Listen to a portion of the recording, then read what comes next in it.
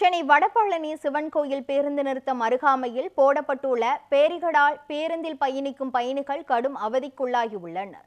இதுகுறித்து நமது செய்தியாளர் சாமுவேல் எபினேசர் வழங்கிய கூடுதல் தகவல்களை தற்போது பார்க்கலாம்.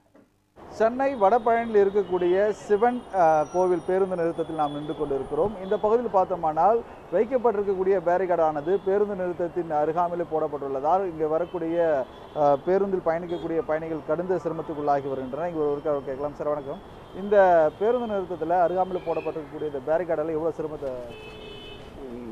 பஸ் ஏறுறவங்களுக்கு சிரமமாக இருக்குது. அந்த பேரிகார்டை எடுத்தால் நல்லா இருக்கும்.